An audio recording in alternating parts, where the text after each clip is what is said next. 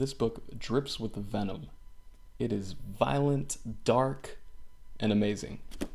So let's talk about it. I'm David Decero, and today we're going to be reviewing Prince of Thorns by Mark Lawrence. A Prince of Thorns by Mark Lawrence is about Prince Jorg Ancrath and his journey for revenge. He was a prince, and he basically escapes and goes on the road with this band of criminals, murderers, just extremely violent people, and he leads them. And he's only, I think, 13 or 14. He's basically just barely a teenager, and he is violent as fuck. Being that Prince of Thorns is a grimdark novel, we have to ask ourselves, what do we want from the grimdark genre? And I think we want a morally gray protagonist, we want blood, we want an overall dark tone. Does The Prince of Thorns have a morally gray protagonist and an overall dark tone? Yes, it absolutely does, for sure, 100%. This novel is very dark. The protagonist here, Jorg, is about as morally gray, or not even really gray, just he's all the way probably evil. Like, maybe we can go out and say that much.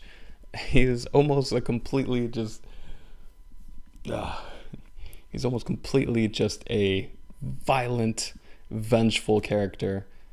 He's just ruthless. Jorg Ancrath is more than morally gray.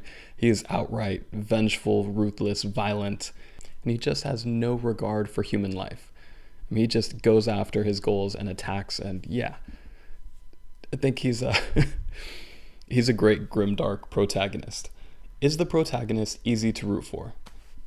Yes, with an asterisk. Okay, we'll put yes with an asterisk because it really depends. Me personally, I like a hero that is ruthless, that will just go after his goal. It's almost funny, like he'll run into characters that you'll see as evil, and he will out-evil that character.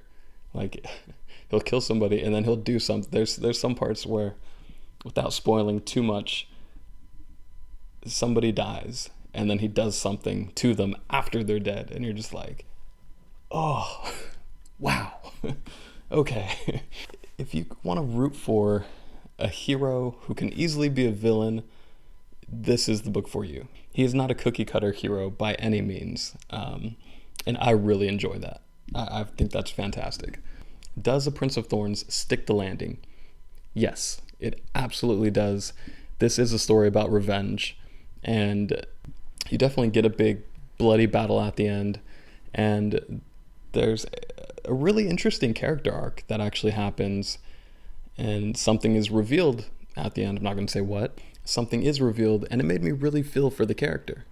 I know not everybody will, because he is pretty intense, but yes, I think this totally stuck the landing, for sure. Now, reasons you should get this book. Number one, if you're a fan of grimdark, I think this is going to be right up your alley. If you like a hero that can easily be a villain, again, yes. If you like a bloody revenge story, this is that. And if you're a fan of Fellowship, I mean, Jorg has a great relationship with his road brothers. That's the gang of murderers and criminals that he's basically taken over, and he leads the charge, and they follow him wherever he goes, into whatever crazy battles he gets into. He's there, and yeah, and it's pretty cool to see his relationship with Macon. That's probably his best friend. Reasons not to pick up this book. If you are not a fan of violence, if you want a protagonist with an internal struggle that's a little more wholesome and is genuinely just a good person trying to make the world a better place, this book is not for you. This is not what this is at all. So overall, I would have to give this book 5 stars. Yes, it is one of my favorite books of all time. I think it's amazing for what it is and what it's supposed to be. You could tell the author, Mark Lawrence, was in a really dark place when he wrote this book, and you should check out his blog.